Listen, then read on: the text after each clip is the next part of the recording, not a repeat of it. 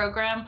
Our apprenticeship program does not focus on four-year degrees. It focuses on skills and potential. We also have a database of all of the skills of our client-facing people, and we can use algorithms to identify who can be upskilled into new hot areas. I'm Kyung Law in Tokyo, and this is CNN.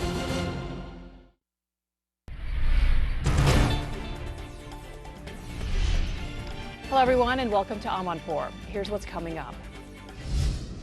I want to make clear that we can continue to lead in the region and not create a vacuum. As President Biden asserts American influence in the Middle East, is he turning a blind eye to human rights abuses in Saudi Arabia? I speak with Saudi activist Lina El Hathloul. Meanwhile, let me be very clear. I am not in love with politics. I'm in love with change. In the United States, a new generation of leaders steps up.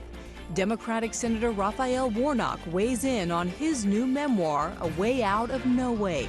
Then, Adolf Eichmann, a voice from the past, haunts a new documentary. In The Devil's Confession, Israeli director Yariv Moser unearths the Nazi leader's confessions.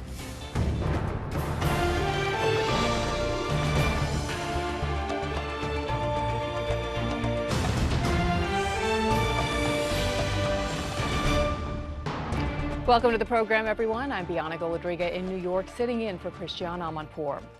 President Biden addresses war and peace in the Middle East today, signing a joint declaration expanding America's security relationship with Israel, while putting daylight between himself and Israeli Prime Minister Yair Lapid on the use of military force against Iran. Today, you and I also discussed America's commitment to ensuring Iran never obtains a nuclear weapon.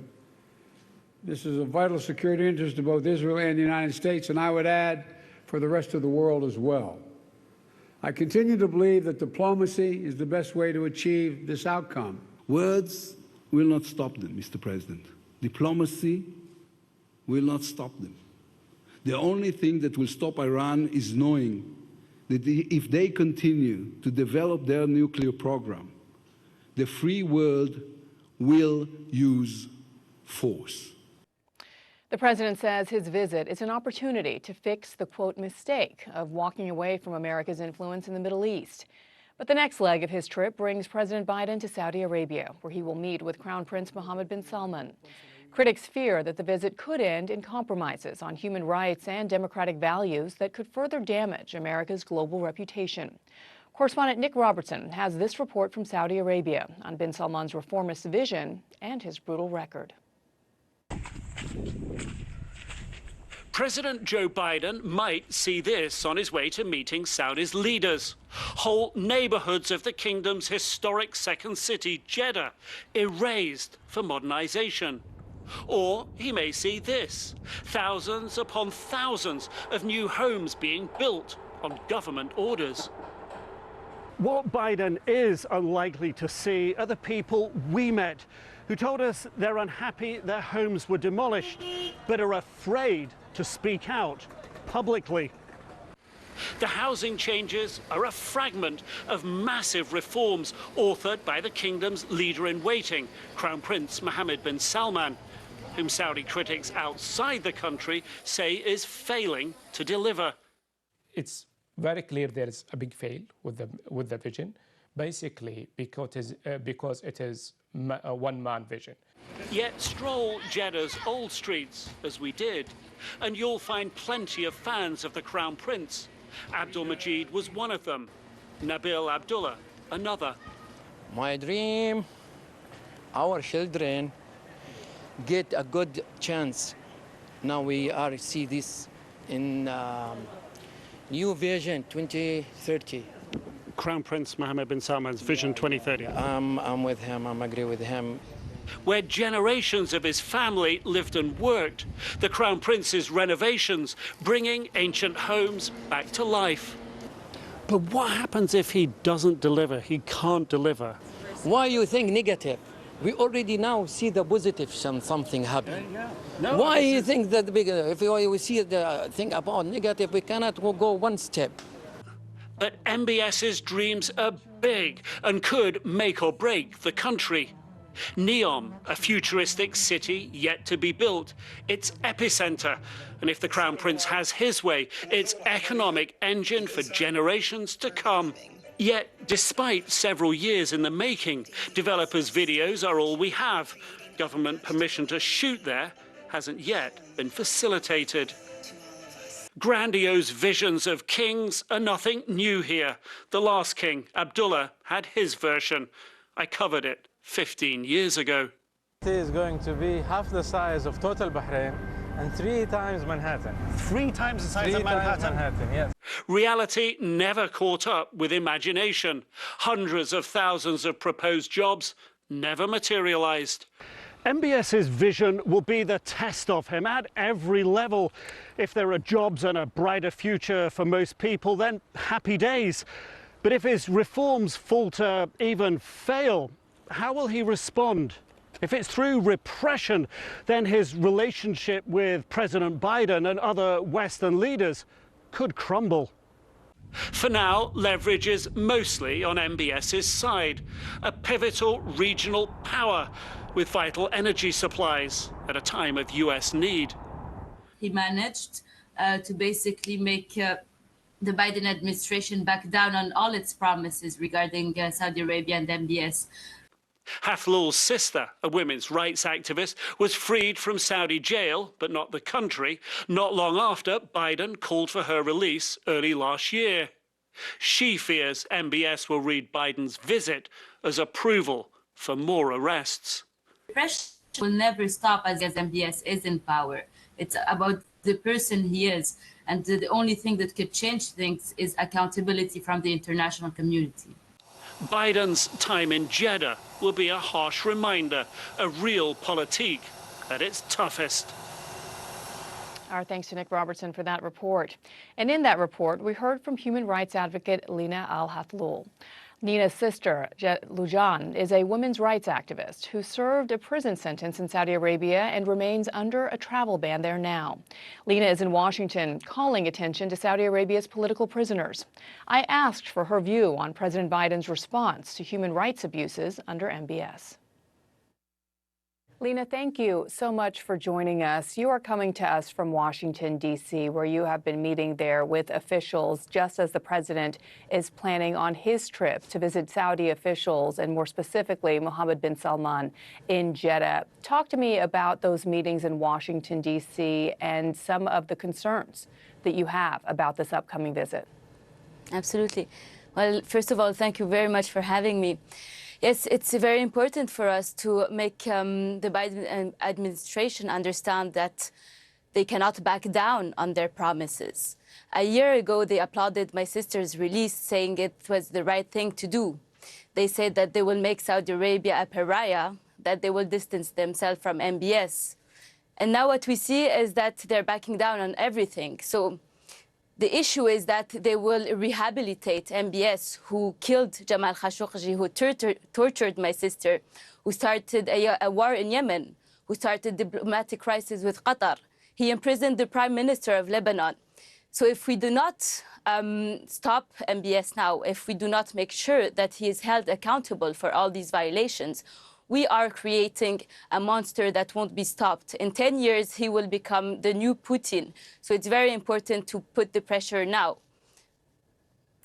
You mentioned your sister, Lujan. The last time that you were on this program, you were optimistic about President Biden and his administration's commitments to stand up for human rights. Your sister had just been released from prison after serving over 1,000 days there. We should note that the backstory is that she was arrested after she was protesting and participating in protests about the women's right to drive. And we should know that this was after that law that banned women from driving was lifted in Saudi Arabia. Nonetheless, she was placed under arrest. How is she doing right now?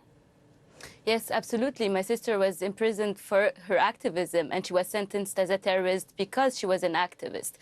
So my sister Lujain is still under a travel ban. She lives under fear. She is monitored. After her release, she has been targeted with Pegasus. She was also, government-backed attempts of hacking her email. So she lives under, in a constant state of fear. She is far from being free. Pegasus is that spyware created by the Israeli tech company NSO that was blacklisted ultimately by the United States for its role in spying on citizens in different countries. I want to ask you to respond to what we heard from President Biden today when he was meeting with the Israeli Prime Minister Yair Lapid, because he was specifically asked about whether or not he would bring up Jamal Khashoggi and his murder and the role that MBS played, according to U.S. intelligence, in that murder. And here's what he said. He said, "My view on Khashoggi has been absolutely positively clear, and I have never been quiet about talking about human rights. The reason I'm going to Saudi Arabia is to promote U.S. interests in a way I think we have an opportunity to reassert our influence in the Middle East." So he really stopped short in directly answering that question as to whether he would bring up Jamal Khashoggi's murder. What does that tell you? Are you concerned that perhaps this won't be a top priority with this upcoming meeting?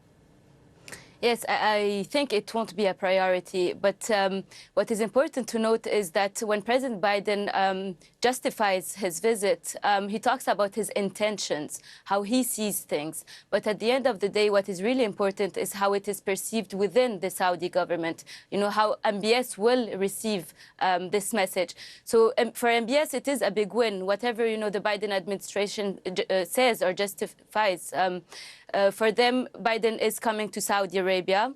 He will be meeting with MBS, and that is all that matters to them. For them, it is a big win. MBS is rehabilitated. He knows that, he got away with all this scandal, with all this pressure, and that nothing will stop him. And he knows that he can double down now, that he can continue with his violations, and that no one will hold him accountable.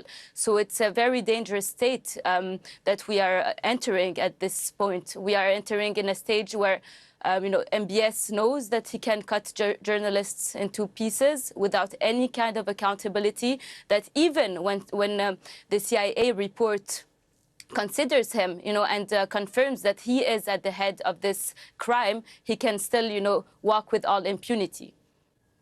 We should note that NBS, despite U.S. intelligence, denies any role in the murder of Jamal Khashoggi. I'm just curious to get your response on the argument that a lot has changed. Then candidate Biden had the luxury of saying that Saudi Arabia was a pariah state and blamed MBS for the death of Jamal Khashoggi. That having been said, he is now president of the United States. There is a war ongoing by the Russians in their invasion in Ukraine, sending oil and food prices around the world soaring. Saudi Arabia is a major producer of the world's oil, and that perhaps they can contribute in some way to help alleviate some of the pain that not only Americans and those in Western countries are experiencing, but some developing nations as well. Those that are suffering the most, perhaps, today and in the weeks and months to come are some of the poorest and most vulnerable citizens of the world. What do you say to that? What I say to that is simple. I mean, MBS has himself started one of the worst wars in the world. Yemen is one of the worst humanitarian crises. The U.S. considers the Saudi Arabia as an ally, but when we see when they truly need them, they are not present. Russia, the MBS was not clear with his position against Russia when it invaded Ukraine. And still, the Biden administration wants to meet with MBS for exactly this reason. So at the end of the day, we are empowering an ally that is not reliable, that is not clear in its positions when it is needed. If you can just give us some more detail, perhaps, on the stories, the people behind the human rights abuses that we see out of Saudi Arabia. We keep hearing this word, human rights abuses, but many people don't necessarily know who these people are. We talked about your sister. Saudi Arabia obviously denies any abuse or mistreatment of these activists and dissidents who they've jailed. But can you give us more examples of just some of their stories and some of the allegations that they've made against this kingdom and its rulers?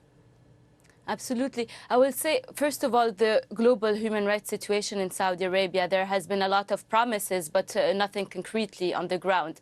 You know, the Crown Prince MBS, for instance, promised to stop executing minors, but just a couple of weeks ago, they confirmed the execution of a little kid who was arrested when he was 14. You know, all of the other human rights promises, we have not seen anything on the ground concretely. When it comes to human rights defenders, what we see is that they are tortured, disappeared in prisons.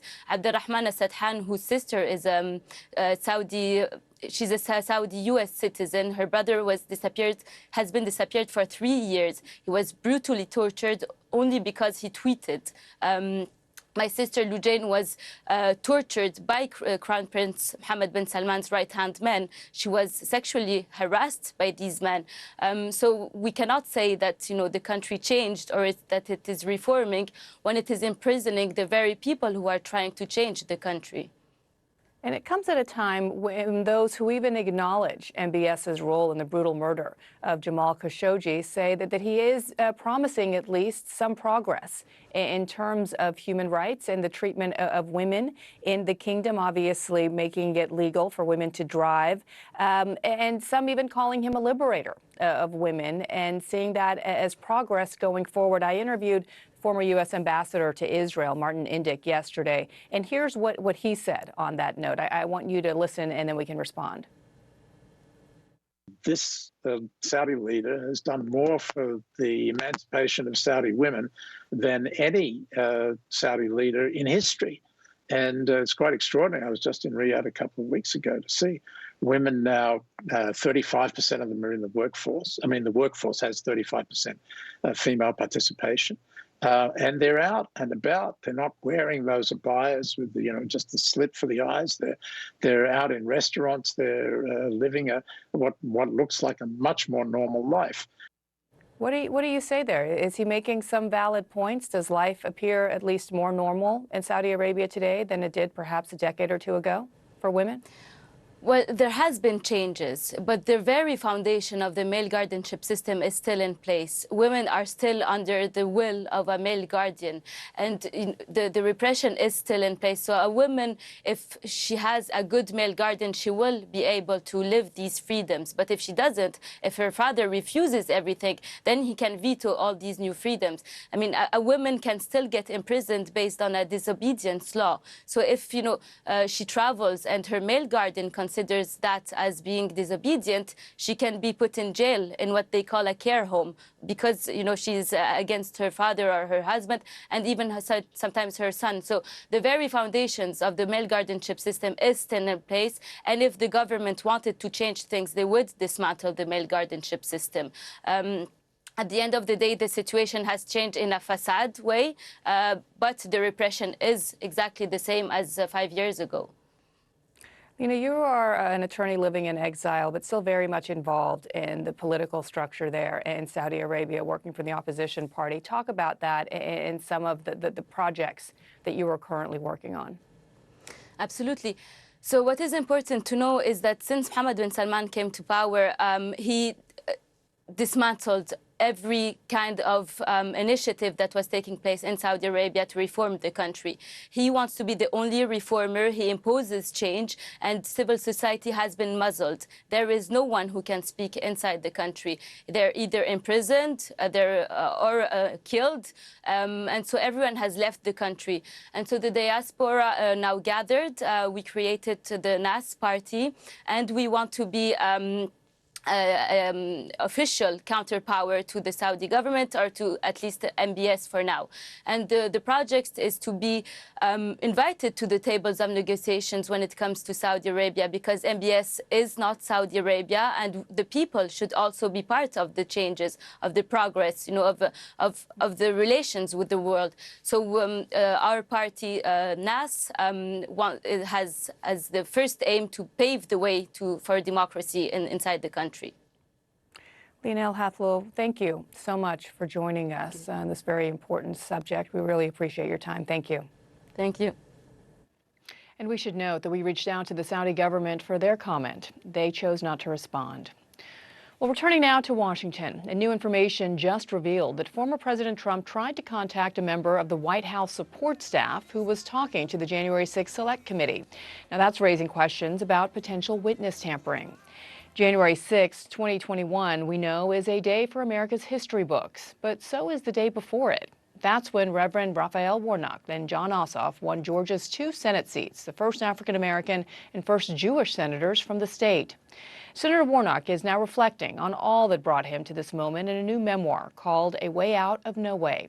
And here he is talking with Michelle Martin. Thanks, Bianna. Senator Warnock, thank you so much for joining us. Great to be here with you. You know, I can't help but remember that your time in public office is so intimately entwined with the events of January 6th. I mean, on January 5th, you became the first Black senator from your home state. Obviously, it's your first time in elective office. You're only the 11th Black person to serve in the U.S. Senate. And the very next day, what we could, I think, fairly describe as a lynch mob attacks the place where you're soon to serve. And I'm just thinking that must have been this kind of welter of emotions. Can you just take us back to that? What was going through your mind over those 2 days? Yes, you're correct. And I talk about this in my book, A Way Out of No Way. On January 5th, I was elected the first African-American senator from the great state of Georgia. But also, Jon Ossoff was elected the first Jewish senator. So think about that. The state of Georgia, a former state of the Confederacy, elected in one fell swoop an African-American and a Jewish senator. And I think somewhere in glory, Martin Luther King Jr. and Rabbi Abraham Joshua Heschel were dancing, because when they marched alongside one another. It gives voice, regardless of your politics, to the best of who we are as a diverse American people. That happened on January 5th. And then on January 6th, we saw the most violent assault on our capital since 1812, the War of 1812. Racist and anti-Semitic slogans and language trafficked through our capital. Police officers were brutalized, people were killed. And so I think in a real sense, that's where we are in this moment. We are somewhere as a nation between January 5th and January 6th, between our hopes and our fears, between the politics of division and that grand American creed, e pluribus unum, out of many one. And our job right now, I think, is to push us closer towards our ideals, to hold at bay the demagogues who are trying to divide us, because people who have no vision traffic in division, and to recommit ourselves to that grand democratic idea. It's been complicated. Our story's always been complicated as an American people. It's too easy to say January 6th is not who we are. The sad truth is that is a part of who we are. But we're also January 5th, when a kid who grew up in public housing gets to serve in the United States Senate. So I'm going to keep fighting for the best in the American promise. Did it change anything about the way you approached or you thought about your job as a senator? Well, you know, I've been in these fights for a long time. For 17 years now, I've served as senior pastor of Ebenezer Baptist Church in Atlanta, where Martin Luther King Jr. served, and his father and his grandfather before that, all social justice activists.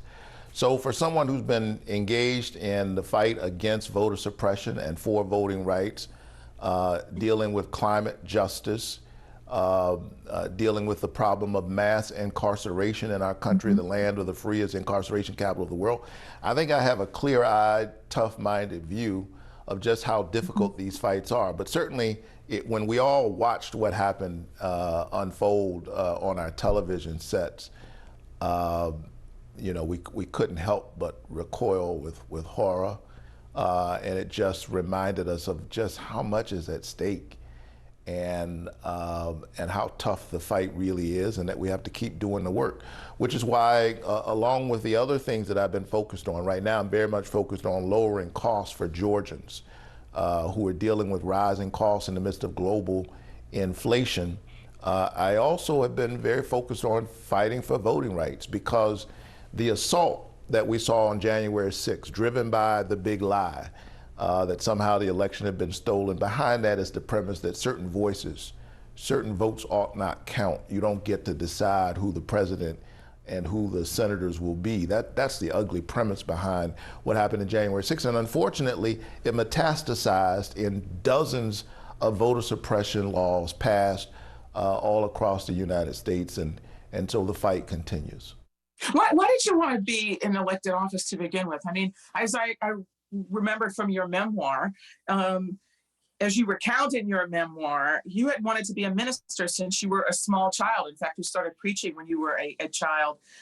One could argue you had one of the greatest pulpits in America, Ebenezer Baptist Church, where, as you pointed out, the members of the King family preached, for decades.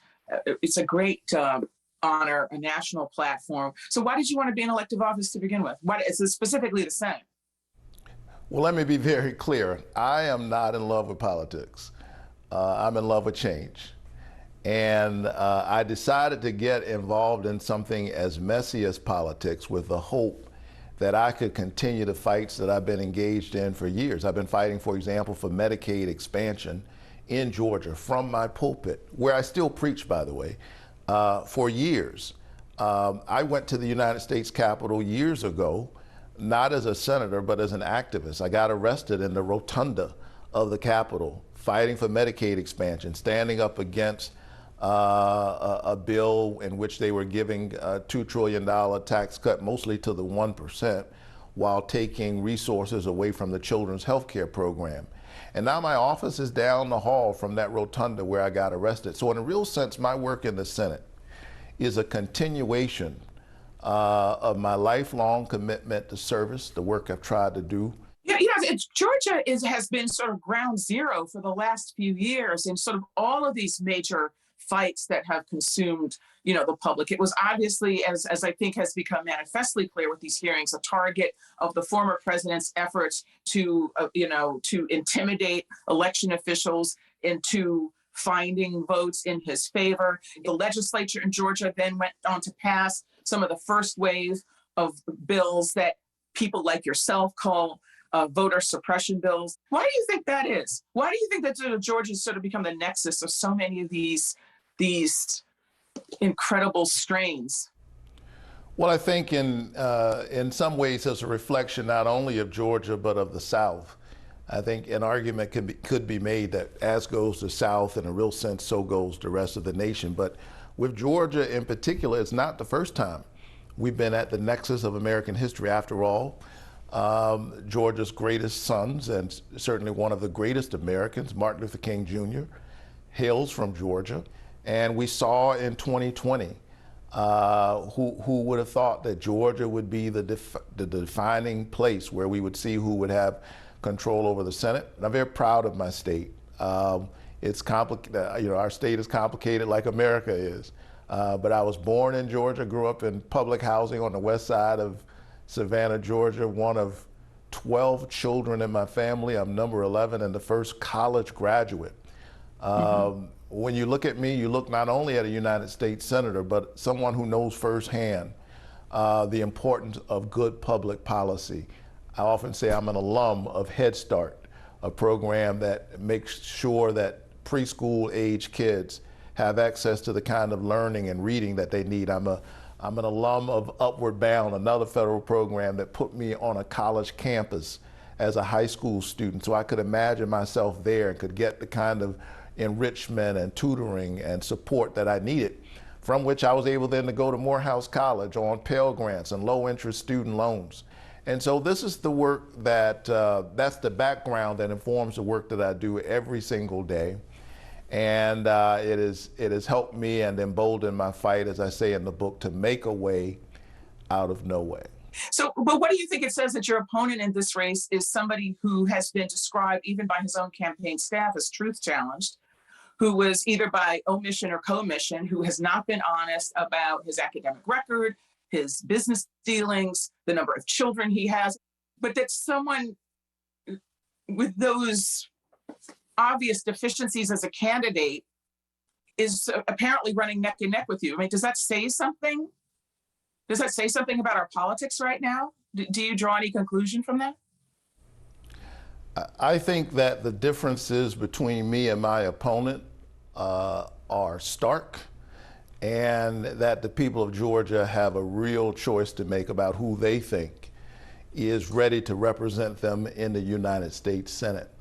I remain hopeful and deeply honored that I am representing the people of Georgia in this defining moment in our American story. There's a reason why I entitled my memoir, A Way Out of No Way. It is a phrase, by the way, that comes deep from within the culture of the Black church. But we often say in our churches that God makes a way out of no way. It is a phrase born of struggle, of pain and peril, and yet keeping the faith, hoping against hope. And it's the honor of my life to translate that faith, not in a narrow sectarian and doctrinal way, but in terms of values, compassion, empathy, truth-telling, love, justice. That's what informs my work every single day and propels me in the fight to lower costs for Georgians across racial lines who are trying to figure out how to get their kids through college, who are trying to figure out how to pay for prescription drugs, and who want to embrace the best of the American promise. And I look forward to having that conversation. How do you understand the fact that at this juncture in our history, there are people who say they are animated by the same faith, the same love of the same God and the same Savior, who say that it is taking them in the direction of wanting to outlaw abortion, perhaps reconsider same-sex marriage? How do you understand that? It's nothing new. There were Christians on both sides of the struggle around abolition. There were Christians on both sides of the civil rights movement. And in this moment, I can only tell you that my faith is for me a bridge. It's not a cudgel. It's not a weapon that I use to weaponize against others. And what informs me is, I think, the basic values that are in all the grand religious traditions, who in some way or another say, love your neighbor as yourself. And so it is this basic commitment to humanity in all of its variations, in all of its expressions, that guides the work that I do around reproductive justice, around the dignity of members of the LGBTQ+ community. It is the recognition that Dr. King said, that we are tied in a single garment of destiny, that what happens to one directly affects all indirectly. And so I think that's the work, and that's the vision that inspires what I do every single day. So, but I guess what I'm trying to understand here is you've made the argument that your work in politics and government is your faith in action, right? It is faith made manifest, okay? So I don't think anybody would argue that Joe Biden is a deeply moral man. I think that he has tried to live his faith. He's been very open about how he's tried to live his faith throughout his sort of career in public life. How do you understand the fact that, for example, his polling numbers are as low as they are when he's managed to do things that his predecessor long promised and didn't accomplish? You see my point? I mean, you're making the case around values, but if the public doesn't understand or agree that your values would be, or like their lives are getting better, what do you do?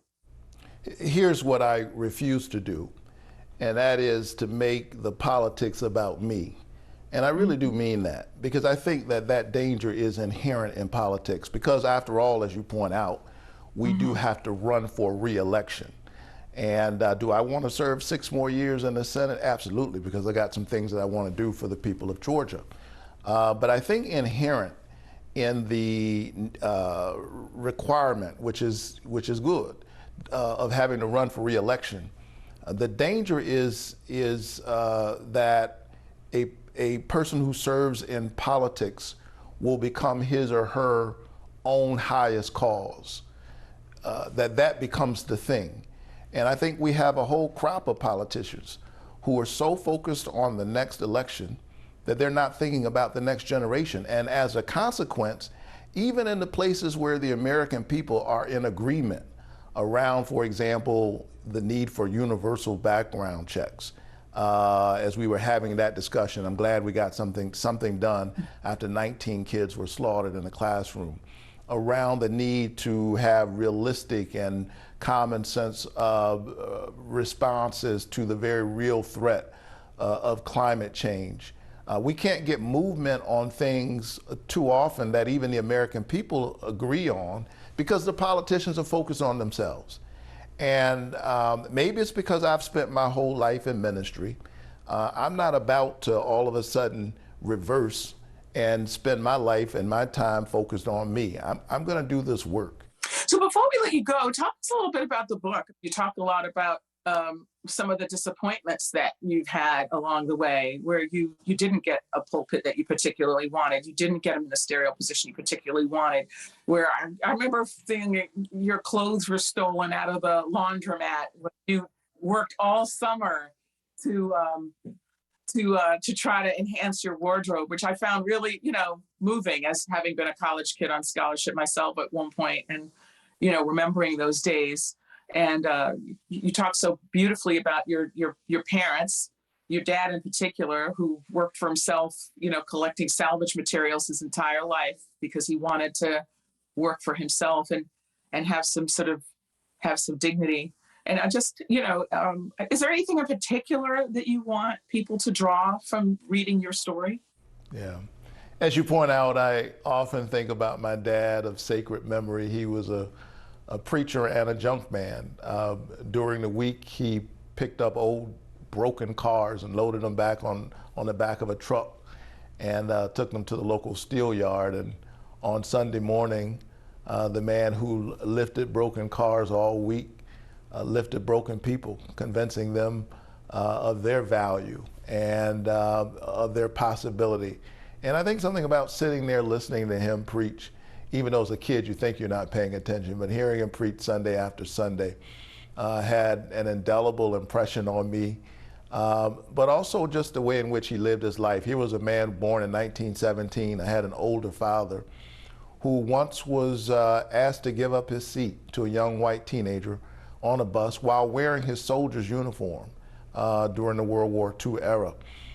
Somehow the skin he was wearing was more important than the uniform he was wearing, but my dad never gave in to bitterness, hatred, and he was a patriot. He passed on that faith to his children, and my siblings and I are the products of that. I have a mother who thankfully is still alive. She grew up in Waycross, Georgia, picking somebody else's cotton and tobacco. This last election season, she got to pick her youngest son to be a United States Senator. That's the hope that I continue to carry with me.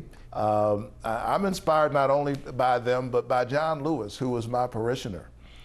He had no reason to think that he could win when he crossed that Edmund Pettus Bridge, but he did it because it was the right thing to do.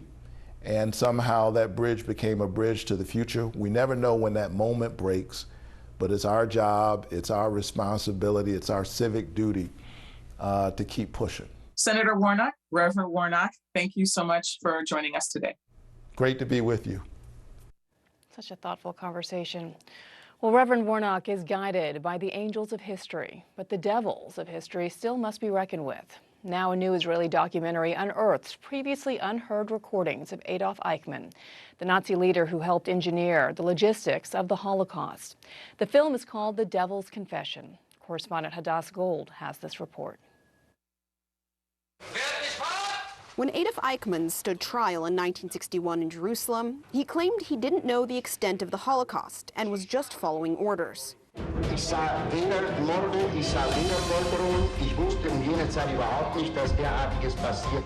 But a few years earlier in 1957, while hiding in Argentina, Eichmann spent hours boasting about his role, all recorded on tapes meant for memoirs.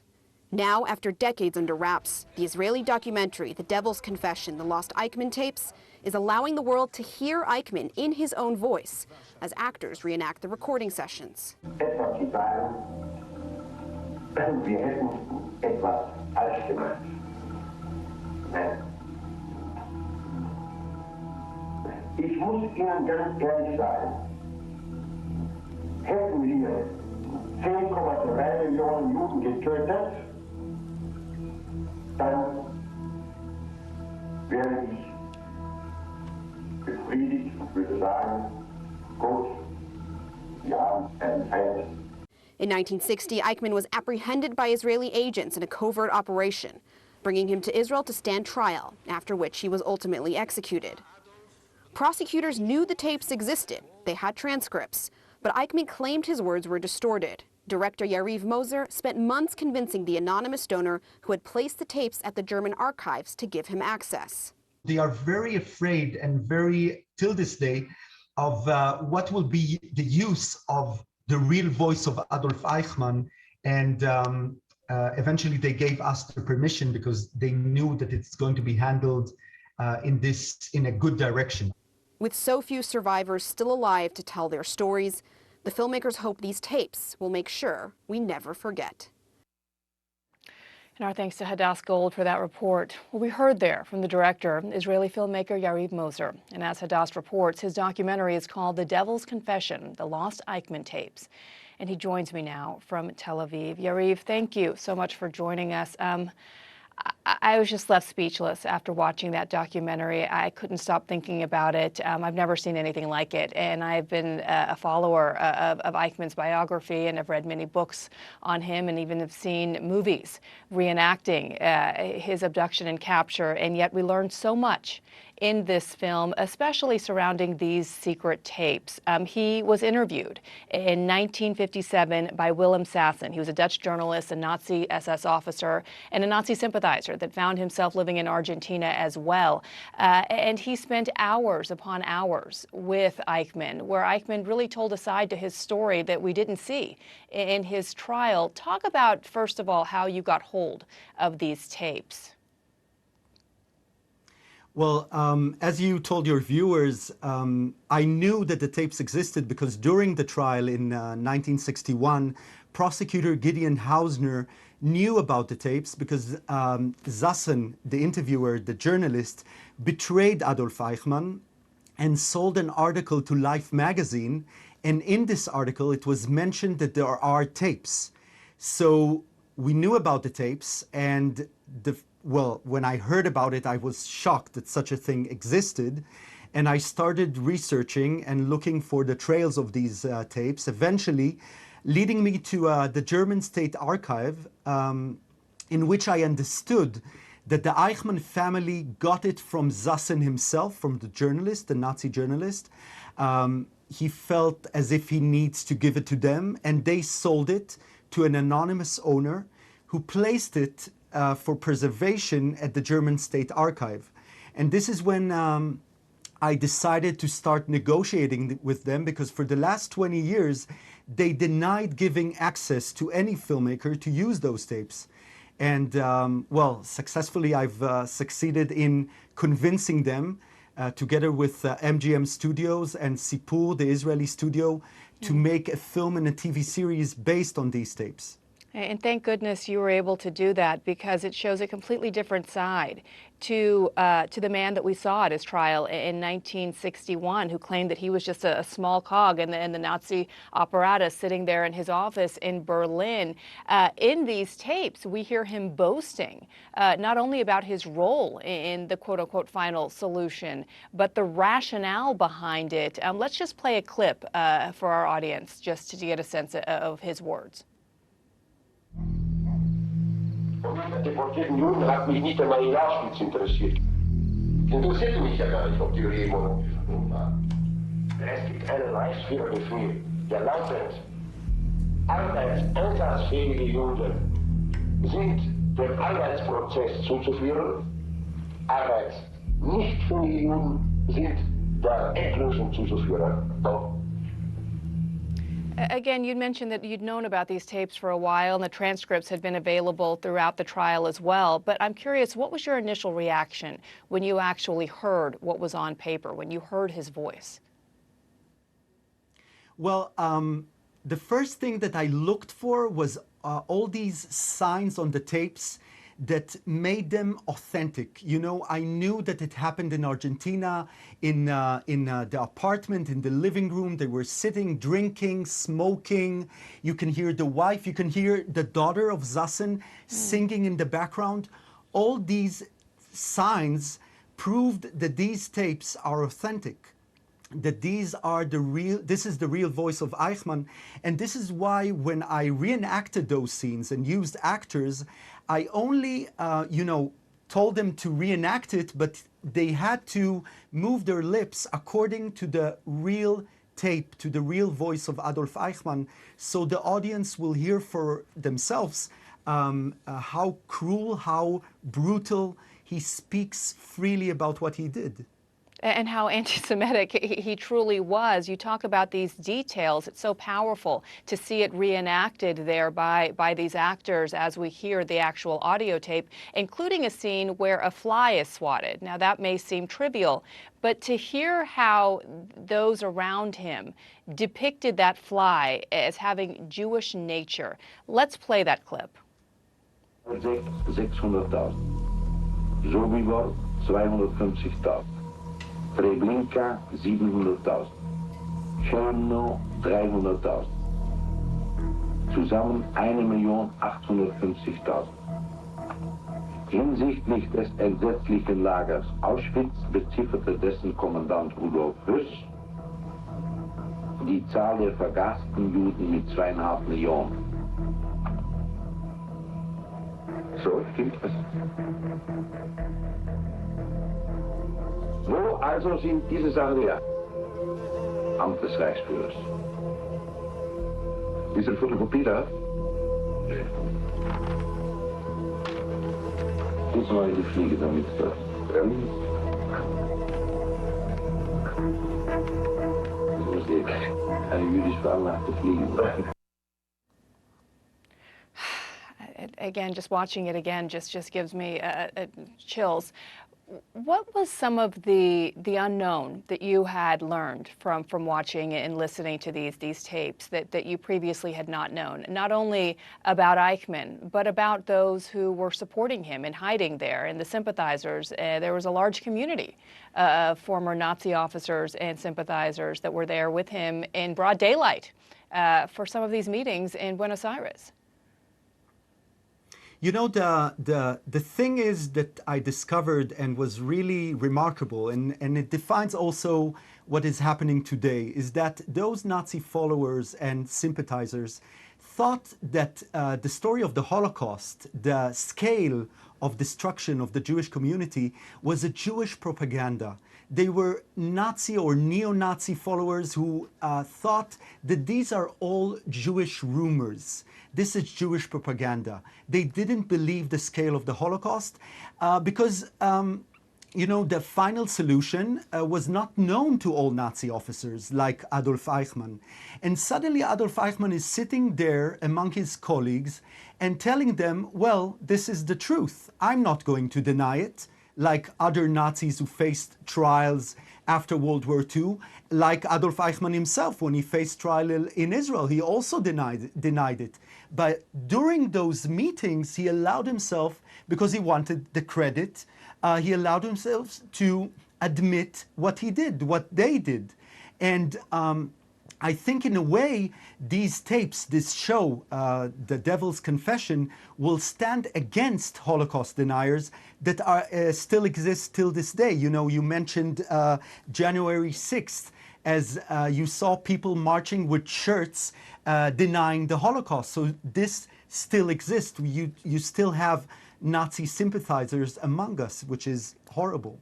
And the number continues to grow, and the sad part is the number of survivors of the Holocaust continues to dwindle as we continue to lose more and more. You yourself, as so many Israelis, are the grandson of a Holocaust survivor. Clearly we know who the villain was in this trial and who the villains were and the perpetrators of the Holocaust, but there were so many heroes in this trial as well that you highlight, whether it's Gideon Hausner and his legal support staff there, the judicial system as a whole, and the Holocaust survivors who there offered testimony.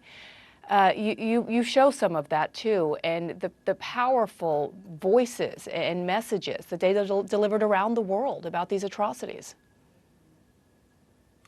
Yes, and I was fortunate enough to still interview two of those Holocaust survivors who testified in the trial, Two of them were alive and gave me an interview. One of them died, unfortunately, during the process of filming.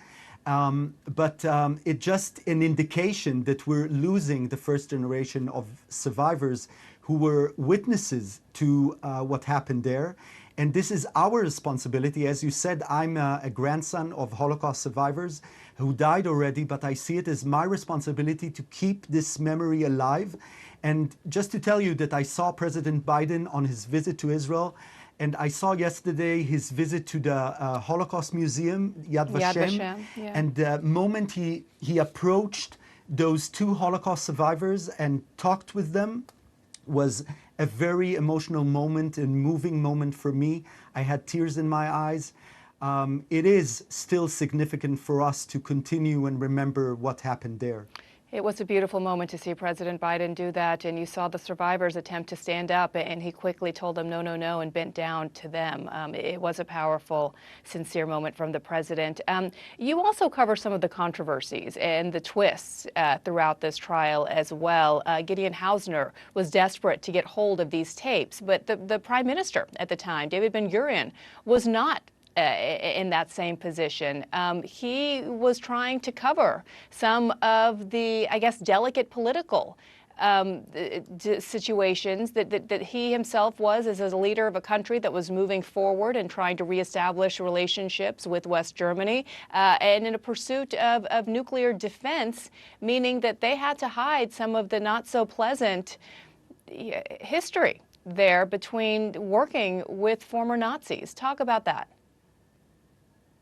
So we need to understand that West Germany was filled with ex-Nazis still in high positions, still in power. And David Ben-Gurion was thinking about a young state of Israel that was just established in 1948. And he was looking in his vision to protect the state of Israel and to build a security. And therefore, he wanted the nuclear plant. And he saw the money, the opportunity to get the money from West Germany, and therefore he knew that he needs to pay the price. It's probably hard for us to hear those things, but when I place myself in Ben-Gurion's shoes, well, he had to take some hard decisions while thinking about the future of the state of Israel. And I think he did wisely. You know, one of the decisions he took was to stop looking for Nazis after this trial and not to continue with these trials, because this was part of the agreement, a very secret agreement with West Germany. And I think he did wisely. I know, well, this is part of the security of Israel till this day. Yeah, he clearly had a lot to juggle with, and he even told Gideon Hausner to refer to not Germany, but Nazi Germany when he was speaking during the trial there. Finally, can you just tell us where we can watch, where viewers can watch this important documentary, how they can find it? So, as I said, MGM Studios is distributing the show. It's a 3-part series and a film. And together with the Israeli studio Sipur and Kan 11, they're looking for the perfect buyer in the States. And well, I just want to suggest maybe CNN will be the one purchasing the show. Maybe you can do something to help. But I'm sure it will get the proper home in the U.S. for people, for a lot of people to see it. Listen, whatever I can do, it is a fantastic piece of work. I was blown away, and as we know, Eichmann was convicted on 15 counts and was sentenced to death by hanging in 1962. But this movie just leaves you feeling with the question of what would have been if those tapes were available and heard around the world at that time as well.